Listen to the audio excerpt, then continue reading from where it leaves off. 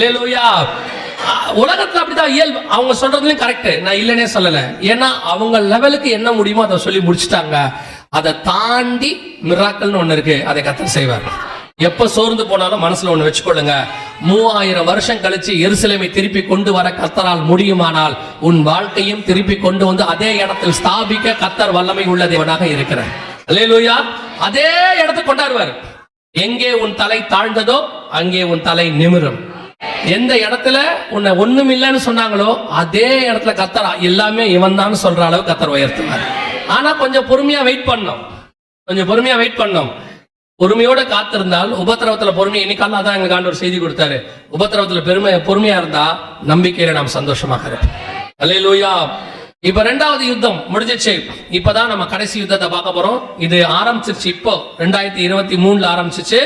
நம்ம காலத்துக்கு என்ன நடக்குங்கிறத மாத்திரம் சொல்லிட்டு நான் ஜெபம் பண்ணி முடிச்சிடுறேன். வாசிங்க, நீங்க எசேக்கியேல் 38:8 வாசிச்சீங்க இல்லையா, அதை திருப்பி வாசிங்க.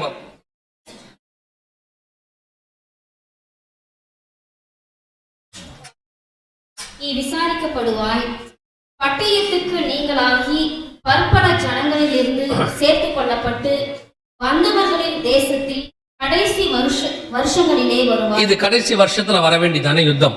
நான் கொஞ்சம் வேகமா சொல்றேன், மக்கள் வீட்டுக்கு போகணுன்றதுனால. கடைசி வருஷத்துல வர வேண்டிய யுத்தம் இஸ்ரவேலுக்கு விரோதமாக வரணும். நான் சொல்ற வசனங்கள்லாம் கொஞ்சம் வேகமா வாசிங்க.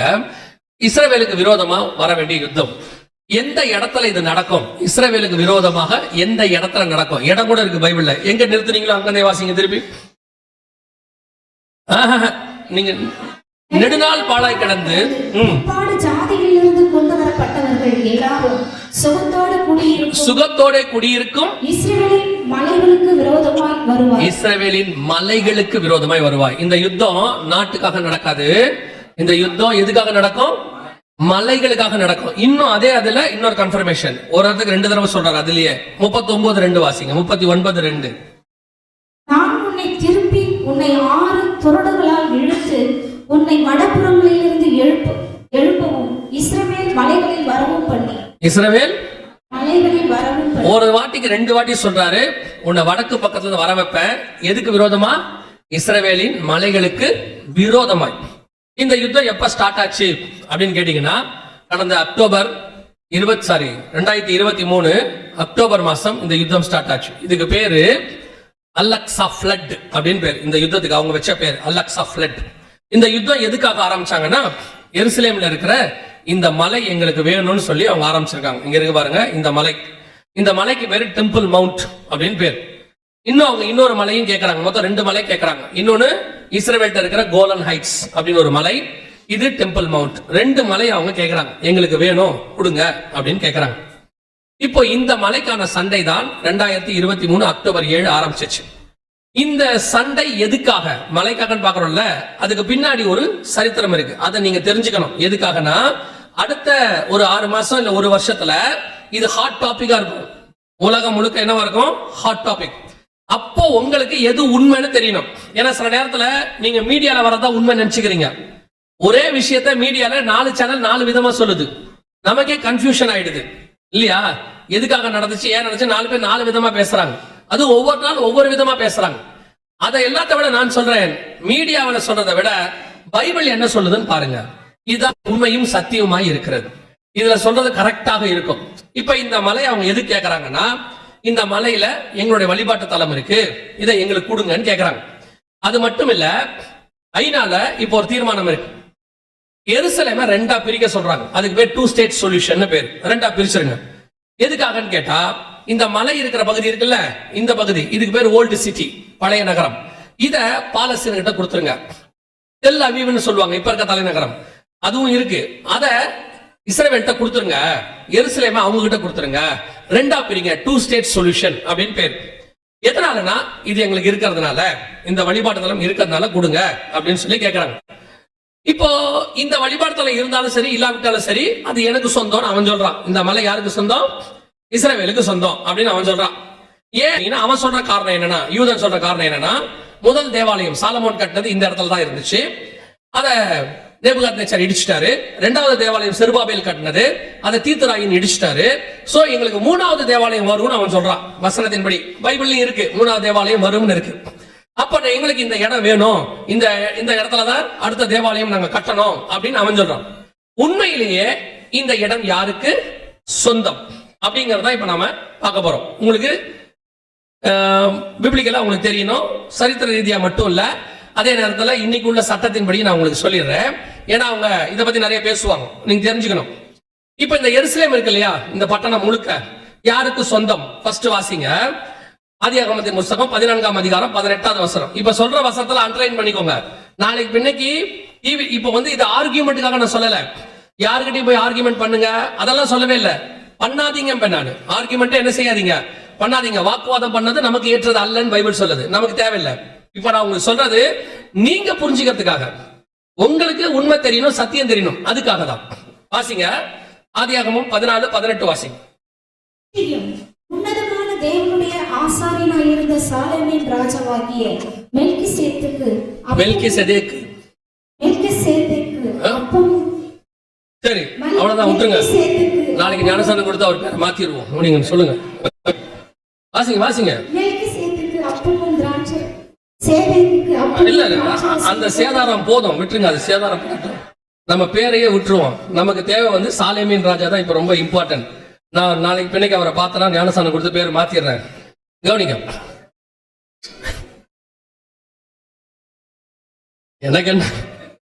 எனக்கு வசனமும் கரெக்டா வாசிக்கணும் ஒரு ஆசை இருக்கு.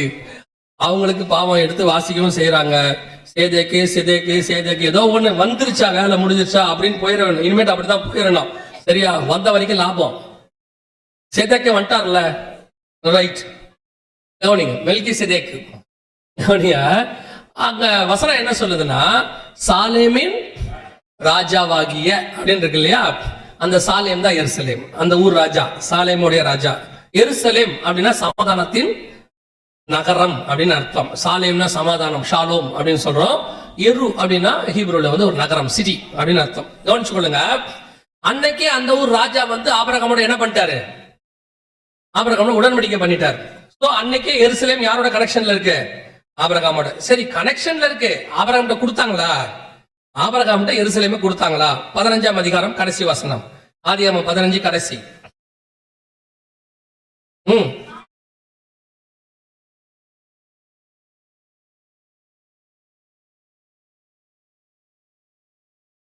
ஆபிரகாம் சொல்லிட்டாரு, இந்த சந்ததி உன் தேசத்தை யாருக்கு கொடுத்தேன், உன் சந்ததி. ஆனா அதுல எருசலேம்ங்கிற வார்த்தை இருக்காது, எபூசுன்னு ஒரு வார்த்தை இருக்கும். எபூசு எப்படிங்க எருசலேம் ஆவன்னு கேக்குறீங்களா?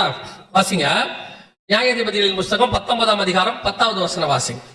நியாயாதிபதிகள் 19:10 வாசிங்க.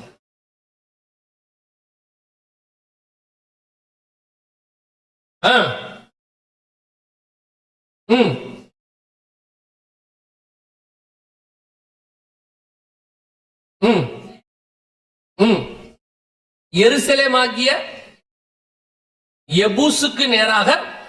அப்ப எருசலேமுக்கு இன்னொரு பேர் என்னது, எபூஸ். ஆதி காலத்துல அதுக்கு எபூசுன்னு பேரு, பின்னாட்கள் அதுக்கு என்ன பேரு, எருசலேம்னு பேரு. சோ அன்னைக்கு ஆண்டவர் ஆபிரகாம் என்ன பண்ணிட்டாரு, எருசலேமை கொடுத்துட்டாரு, உன் சந்ததிக்குன்ட்டார். சரி, இப்ப அடுத்த கேள்வி கேட்பாங்க, சந்ததினா ஆபிரகாமுக்கு 3 இருந்துச்சுல்ல, இஸ்மவேல், கேத்தூரால், ஈசாக்கு 3 இருந்துச்சுல்ல. இந்த 3ல யாருக்கு கொடுத்தார் ஆபிரகாம்? அடுத்த கேள்வி வந்துரும்ல. வாசிங்க 25ஆம் அதிகாரம், அதே 25ஆம் அதிகாரம் 5-6 வசனங்கள் வாசிங்க.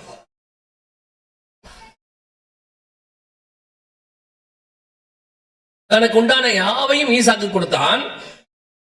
ஆபிரகாமுக்கு இருந்த மறுமனையாட்டியின் பிள்ளைகளுக்கோ ஆபிரகாம் தான் உயிரோடு இருக்கும் பொழுது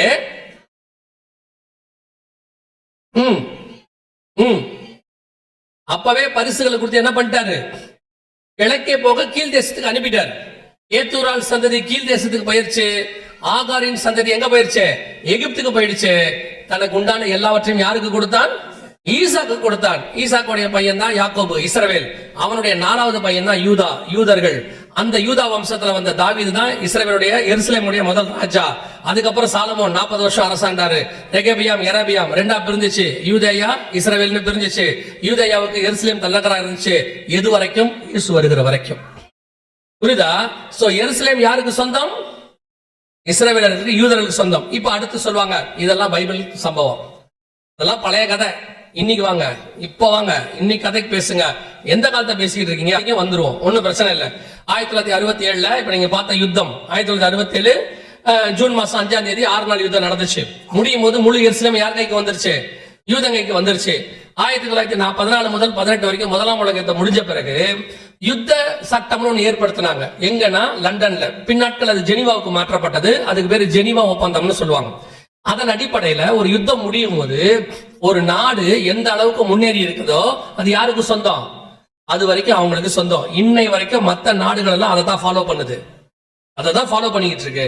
ஆனால் நல்லா கவனிச்சீங்கன்னா இந்த நாடுகள் எல்லாம் அதை விட்டு கொடுக்கல, தாங்க பிடிச்ச நாடுகளை விட்டு கொடுக்கல. ஆனா இஸ்ரவேல மட்டும் என்ன சொல்லுது? நீ பிடிச்ச எருசலேமை விட்டு கொடுத்துருன்னு சொல்லுது. யூத சட்டப்படியும் சரி, யூதனுடைய பைபிள் படியும் சரி, சரித்திரப்படியும் சரி, இன்னைக்குள்ள சட்டப்படியும் சரி, எப்படி பார்த்தாலும் எருசலேம் யாருக்கு சொந்தம்? யூதனுக்கு தான் சொந்தம். வசனத்தின்படி இங்கேதான் சாலமோன் தேவாலயத்தை கட்டினார். ஆமென். 1 நாளாகமத்தின் புஸ்தகத்துல 3ஆம் அதிகாரம் 1, 2, 3 வசனங்கள் வாசி.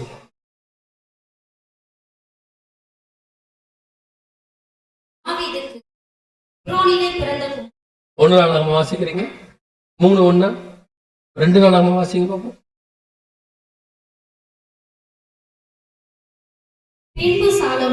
பின்பு சாலமோன் எருசலேமிலே தன் தகப்பனாகிய தாவீதுக்கு காண்பிக்கப்பட்ட மோரியா என்னும் மலை. மோரியா மலைன்னா எப்ப ஞாபகம் வருது உங்களுக்கு? ஈசாக்கு ஆபிரகாம் கூட்டு போனார்ல 22ஆம் அதிகாரம் ஆதியாகமத்தின் புஸ்தகத்துல. இப்ப இவ்வளவு நேரம் நான் சொன்ன மொத்த சரித்திரமும் ஒரே வசனத்துல இருக்கும். ஆபிரகாம்ல ஆரம்பிச்சு சாலமோன் வரைக்கும் ஒரே வசனத்துல இருக்கும். மோரியா என்னும் மலையில எபூசியனா எருசலேம் ஆகிய ஒர்னானின் களம் என்னும் தாவீது குறித்து வைத்த ஸ்தலத்திலே கர்த்தருடைய ஆலயத்தை கட்டத் தொடங்கினான். வேலை முடிஞ்சு. ஒரே வசனத்துல அத்தனை காரியத்தையும் ஆவியானவர் எழுதி வச்சிருக்கிறார். அல்லேலூயா. டாக்குமெண்ட் ரெடியா இருக்குது. சோ இது எதுக்காகனா உங்க ரெஃபரன்ஸ்க்கு. நீங்க நாளைக்கு இன்னைக்கு நீங்க எல்லாம் மீடியாவை நம்புறவங்க, பைபிள் வாசிக்கிறது இல்லை. இப்ப நீங்க எல்லாமே டிவி தானே நிறைய பாக்குறீங்க. டிவில சொல்லும் போது உங்களுக்கு தோணும், ஏங்க இவ்வளவு பெரிய சண்டை, பேசாம இந்த எருசலேமை விட்டுட்டா நல்லா தானே இருக்கும். எங்க உங்க பக்கத்து வீட்டுக்காரருக்கு உங்க கார் பார்க்கிங் விட்டு கொடுங்க பாப்போம். நீங்க ஒரு இன்ச்சு கொடுக்க போறது இல்ல, ஆனா எருசலேமை பாதி கொடுத்துருங்கம்பா. அந்த 12ஆம் அதிகாரம் சகரியால 3வது வசனத்தை வாசிங்க. தேவனுடைய ஆலயத்தை இல்லம்மா, சகரியா 12. அந்நாளிலே எருசலேமை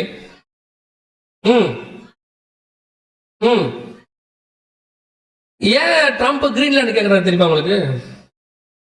அது அவர் கேட்கற தப்பு, நான் சரின்னே வரல. அவர் இன்னொரு நாட்டை கேட்கறது தப்பு, நான் சரின்னு சொல்லல. ஆனா ஏன் கிரீன்லாந்து கேட்கறதுக்கு ஒரு காரணம் இருக்கு தெரியுமா? இது ட்ரம்புக்கே தெரியாது. இவங்க எல்லாம் எருசலேமுக்கு விரோதமாக கையெழுத்து போட்டவங்க. எருசலேமை கொடுத்துருன்னு சொன்னவங்க இவனுங்க தான் பாலஸ்தீனத்துக்கு இருக்கு. இப்ப கிரீன்லாண்டை கொடுக்க சொல்றாரு, ஏன் தரமாட்டாங்க? நான் கேட்கறது புரியுதா? இதே ஐரோப்பா நாடுகள் என்ன பண்ணாங்கன்னா எல்லாரும் கையெழுத்து போட்டு எருசலேம் பாதியை யார்கிட்ட கொடுத்துரு, பாலஸ்தீன கொடுத்துரு கையெழுத்து போட்டாங்க. இப்ப ட்ரம்ப் கிரீன்லாண்டை கேட்கிறாரு, ஏன் கொடுக்க கூடாது? அப்போ உங்க நாடுனா பெருசா படுது இல்ல, அவன் நாடுனா மட்டும் அவ்வளவு ஈஸியா போச்சா அப்படின்னு அவன் கேட்பான். நம்ம ஏன் கேட்க போறோம்? நமக்கு எருசலேமுக்கு என்ன இருக்கு? ஆண்டவர் நம்மளை எருசலேமுக்காக ஜெபம் பண்ண சொல்லி இருக்கிறாரு. அதை நம்ம செய்வோம். எருசலேமை சமாதானத்துக்காக வேண்டிக் கொள்ளுங்கள். சோ அடுத்து என்ன நடக்க போகுது அதை மாத்திரம் சொல்லிட்டு நான் முடிச்சிடறேன். கவனிங்க. இப்ப நீங்க ஒரு இடம் பாக்குறீங்க இல்லையா? இந்த இடம் இருக்கு இல்லையா? இந்த இடத்துக்கான யுத்தம் ஸ்டார்ட் ஆயிடுச்சு. 2023 அக்டோபர் 7 ஸ்டார்ட் ஆச்சு. அதான் எசேக்கியேல் 38, 39 மாறும். அந்த யுத்தம் அடுத்த லெவலுக்கு போவோம். சகரியா 12:6 அந்த 12:6 திருப்பி வாசிங்க. அந்நாளிலே யூதாவின் தலைவர் யார் தெரியுமா? எருசலேம் திரும்பவும் அதே ஸ்தானத்துக்கு வரும்போது இருக்கிற அந்நாளில் இருக்கிற யூதாவின் தலைவர். எருசலேம் அதே ஸ்தானத்துக்கு வந்தது 2018 தலைநகராக மாறினது. அந்நாளில் இருந்த யூதாவின் தலைவர் யார் தெரியுமா? பென்யமின் நெதன்யாகு. இது அவரை பத்தின ப்ராபசி, அவரை குறித்த ப்ராபசி. அப்படியே இப்ப நடக்கும் பாருங்க. அந்த வசனத்தை பென்யமின் நெதன்யாகு வச்சு படிச்சு பாருங்க, அப்படியே நடக்கும். வாசிங்க. பென்யமின் நெதன்யாகுவை விறகுகளுக்குள்ளே எரிகிற அக்கினி அடுப்புக்கும் வைக்கோல் கட்டுகளுக்குள்ளே எரிகிற தீவட்டிக்கும் ஒப்பாக்குவேன். அவர்கள் வலதுபுறமும் காசா பகுதி, இருங்க பொறுமையா தான் வரும், நீங்க வேகமா போறீங்க. வலதுபுறமும் காசா பகுதி, மேற்கு கரை, இந்த மாதிரி பகுதியில். அடுத்து இடதுபுறம் ஈரான் வரைக்கும்.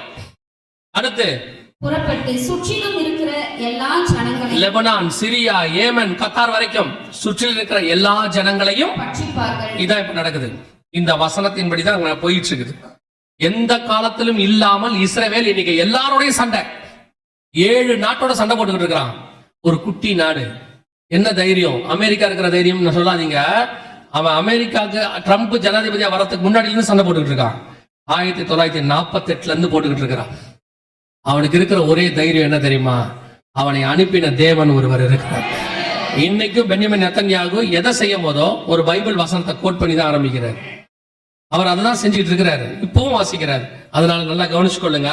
சகரியா 12:6 சொன்னபடி நம் கண்களுக்கு முன்பாக நடக்குது. ஆனா இந்த யுத்தம் எங்க போகும் அப்படின்னு கேட்டீங்கன்னா, இது இன்னும் பெருசாக மாறும். இப்ப ஈரான் கூட பிரச்சனை போயிட்டு இருக்குதுல்ல, இந்த பிரச்சனை பெருசாகி, ஏன்னா ஈரானை பத்தி அதே எசேக்கியேல் 38:5 இருக்கு, அவர்களோட கூட பெர்ஷியரும் இருக்கும். இந்த யுத்தம் எங்க போய் நிக்கும், யாரோட போய் சண்டை ஆரம்பிக்கணும்? ரஷ்யா கூட போய் ஆரம்பிக்கும். எப்படிங்க சொல்றீங்க அப்படின்னா, அந்த 38ஆம் அதிகாரம் 2ஆம் வசனத்துல எசேக்கியேல் புஸ்தகத்துல, மனுபுத்திரனே, மேசேக் தூபால் ஜாதிகளின் தலைமையான அதிபதி ஆகிய மாகோகு தேசத்தானாகிய கோகுக்கு எதிராக நீ உன் முகத்தை திருப்பி அப்படின்னு இருக்கு. இந்த ஆள் எங்க இருந்து வருவான்னு கேட்டீங்கன்னா 39:2 உன்னை வடபுறங்களிலிருந்து எழும்பவும் அப்படின்னு இருக்கு. இங்க பாருங்க, இதான் வடக்கு பக்கத்துல இருந்து ரஷ்யா வரணும். சரிங்க, அதுல ரஷ்யாங்கிற வார்த்தையே இல்லையே, நீங்க எப்படி ரஷ்யாங்கிறீங்கன்னா, தமிழ்ல அந்த ரஷ்யாங்கிற வார்த்தையை மொழிபெயர்த்துட்டாங்க. அந்த யாக்கோபுனா அதை அப்படியே மொழிபெயர்க்க கூடாது, யாக்கோபுனே எழுதணும். இப்ப நீங்க இங்கிலீஷ் பைபிள்லயோ அல்லது ஹீப்ரு பைபிள்லயோ அல்லது மலையாளத்திலயோ மராத்தியிலயோ எதுல பார்த்தாலும் ஒரு வார்த்தை இருக்கும், ரோஷ்ங்கிற வார்த்தை இங்க இருக்கு பாருங்க. இந்த வார்த்தை அங்க இருக்கும். இது எல்லா பைபிள்லயும் இருக்கும், மராத்தியில இருக்கும், மலையாளத்துல இருக்கும், அப்புறம் மூல பாஷையில இருக்கும், இங்கிலீஷ்ல எல்லாம் இருக்கும். ரோஷ், வடக்கு பக்கத்துல இருந்து ரோஷ் வரணும்னு ஆண்டவர் சொல்வார். இதை ஒவ்வொரு லாங்குவேஜ் நம்ம சொல்ல, இப்ப நம்ம ரஷ்யான்னு சொல்றோம் இல்லையா, அவங்க ருஷ்யாம்பாங்க, மலையாளத்துல ருஷேம்பாங்க. அந்த மாதிரி ரோஷ்ங்கிற வார்த்தை வடக்கு பக்கத்துல இருந்து வரணும், இவங்க தான் தலைமை ஏற்று நடத்தணும்னு சொல்லியிருக்காங்க. ஆனா இந்த தீர்க்கதரிசனம் சொல்லும் போது ரஷ்யாங்கிற வார்த்தையே இல்ல பைபிள்ல, உலகத்திலே இல்ல. 1914 அப்புறம் 17 அப்புறம் அக்டோபர் புரட்சின்னு விளாடிமிர் புதின் லெனின் ஒருத்தர் இருந்தாரு, அவர் தான் அக்டோபர் புரட்சி ஏற்படுத்தினார். அவர் கொண்டது தான் சோவியத் ரிபப்ளிக், USSR. அதுக்கு முன்னாடி ஜெர்மன் ஆட்சி. இந்த தீர்க்க தரிசனம் உரைக்கும் போது ரஷ்யாங்கிற வார்த்தையே இல்ல. இன்னும் சொல்ல போனா இந்த தீர்க்க தரிசனம் உரைக்கும் போது இஸ்ரேல் தனி நாடாகவே இல்ல, அது அடிமைத்தனத்துல இருந்துச்சு. ரெண்டும் ஒரே காலத்துல வந்துச்சு. 1917 இஸ்ரேல், 18 அக்டோபர் புரட்சி, எல்லாம் ஒன்னா வந்துச்சு. கர்த்தர் சொன்ன கடைசி கால யுத்தம் தொடங்கிருச்சு. எசேக்கியேல் 38:39 சொன்னது நடந்துருச்சு. என்ன நடக்கும் அப்படின்னு கேட்டீங்கன்னா, இந்த யுத்தத்தின் முடிவுல இந்த முழு இடத்தையும் அவர்கள் கைப்பற்றுவார்கள். யாரு? இஸ்ரவேலர்கள். ஏங்க அவங்க கைப்பற்றுவாங்க என்ன அர்த்தம்? இப்பவும் அவங்க கிட்ட தானே இருக்குது அப்படின்னு. அப்படி அல்ல, இந்த வழிபாட்டு தலத்தை அவங்க எடுத்துருவாங்க. எடுத்துட்டு இந்த இடத்துல 3வது தேவாலயம் கட்டுறபடி செய்வாங்க. எப்படி சொல்றீங்க அப்படின்னா, 2 வசனம் வாசிக்க போறோம், முடிச்சிருவோம். லூக்கா எழுதின சுவிசேஷம் 21ஆம் அதிகாரம் 24வது வசனம் வாசிங்க. லூக்கா 21:24. பட்டய கருக்கினாலே விழுவார்கள், சகல புறஜாதிகளுக்குள்ளும் சிறைப்பட்டு போவார்கள். புறஜாதியாரின் காலம் நிறைவாகும் வரை எருசலேம் புறஜாதியாரால் மிதிக்கப்படும். புறஜாதியாரின் காலம் நிறைவாகும் வரை எருசலேம் புறஜாதியாரால் அப்படின்னா என்ன அர்த்தம்னா, இந்த இடம் புறஜாதியார் காலம் இருக்கிற வரைக்கும் தான் இருக்கும். அதுக்கு பிறகு இந்த இடத்த ஹோலி சைட்டா மாத்திடுவான். அதுக்கப்புறம் இங்க யாரும் வரவிடாம பண்ணிடுவான்னு பைபிள் சொல்லுது. இது எங்க இருக்குன்னு கேட்டீங்கன்னா லூக்கா 21 இருக்கு. இப்போ இந்த இடத்துக்கு தான் சண்டை ஆரம்பிச்சிருக்குது, இந்த மலைக்கு சண்டை ஆரம்பிச்சிருக்கு. இது எங்களுக்கு வேணும்னு அவங்க கேட்கறாங்க, கொடுக்க மாட்டேன்னு சொல்றான். இது வரைக்கும் யூத சண்டையில 500 மாஸ்க் இடிச்சிருக்கிறான். 500 கடைசியா கை வைக்க போறது இதுதான். இதை வெப்பான், உலகமே பெரிய அழிவுக்குள்ள போகும். பெரிய சண்டை ஒண்ணு ஆரம்பிக்கும், மிகப்பெரிய சண்டை நடக்கும். உங்களுக்கும் எனக்கும் என்ன அடையாளம் கேட்டீங்கன்னா, இத ரிமூவ் ஆகிறத நீங்க பாத்துட்டீங்கன்னா மூட்டை முடிச்சு கட்டலாம்னு அர்த்தம். அதோட எந்த நிமிஷமும் வருகை வரும், இனி காலம் கண்டிப்பாக செல்லாது. இப்ப சண்டை ஆரம்பிச்சிருச்சு. எப்படி எரேமியா சொல்வாரு, நேபுகாத் நேச்சார் பிடிக்க போறான்னு. இவனுக்கு ரொம்ப அசால்ட்டா பேசிக்கிட்டே இருப்பானுங்க. அது எப்படி ஆலயத்தின் பர்வதம் சீலோவும் போறோம், எருசலேம் எப்படி மண்மேடாகி போகும், எல்லாம் கேட்டுக்கிட்டே உட்கார்ந்துட்டு இருந்தான். ஆனா அப்ப நேபுகாத் நேச்சார் புறப்பட்டாங்க, நடந்துருச்சு. அதே காரியம் தான் இப்போ இங்க நடக்க போகுது. சண்டை ஆரம்பிச்சிருச்சு. இத அவங்க கைய வைப்பாங்க, யூதா இதுல கைய வச்சா உலகம் தொலைஞ்சிச்சு, கடைசி எபிசோட் ஸ்டார்ட் ஆயிடுச்சுன்னு அர்த்தம். சோ உங்களுக்கு எனக்கு அது அடையாளம். சரி, இதுக்கும் புறஜாதியாருக்கான நிறைவேறதுக்கும் நமக்கு என்ன அடையாளம்னா, இது லூக்கா 21, 24, 28 வாசிங்க. 28 இதெல்லாம் ஆரம்பிக்கும் போதுன்னு பைபிள் சொல்லுது. ஆரம்பிச்சு 2 வருஷம் ஆச்சு. சம்பவிக்க தொடங்கும் போது உங்கள் மீட்பு சமீபமாக இருப்பதால் நீங்கள் நிமிர்ந்து பார்த்து உங்கள் தலைகளை உயர்த்துங்கள். அப்ப இது நடக்கும் போதுதான் உங்களுக்கு எனக்கும் மீட்பு இருக்குது, வருகை இருக்குதுன்னு பைபிள் சொல்லுது. ஏன் தலைகளை உயர்த்துங்கள்? அப்போஸ்தலர் நடவடிக்கைகள் 1ஆம் அதிகாரம் 6 முதல் 9 வசனத்துல ஏன் வானத்தை அண்ணாந்து பார்க்கிறீர்கள்னு கேட்டாங்க. கேட்கும் போது அந்த தூதன் சொல்றா, நீங்கள் பார்க்கும்படி இயேசுவானவர் எப்படி ஏறி போனாரோ அப்படியே இறங்கி வருவார். அதுக்கான பதில் தான் இது. இயேசு முன்னாடியே சொல்லி வச்சுட்டாரு, தலைகளை உயர்த்துங்கள், ஏன்னா வானத்திலே அவருடைய அடையாளம் தோன்றும். அல்லேலூயா. கடைசி எக்காலம் துணிக்கும். கிறிஸ்துவுக்குள் மரித்தவர்கள் முதலாவது எழுந்திருப்பார்கள், பின்பு உயிரோடு இருக்கிற நாமும் அவருக்கு எதிர்கொண்டு போக போகிறோம். அல்லேலூயா. அதற்கான கடைசி சண்டை ஸ்டார்ட். 2 வருஷம் ஆயிடுச்சு. இப்ப நமக்கு இருக்கிற காலம் என்ன தெரியுமா? இது என்ன காலம் தெரியுமா? அதான் திருப்பி நான் சொல்றேன்.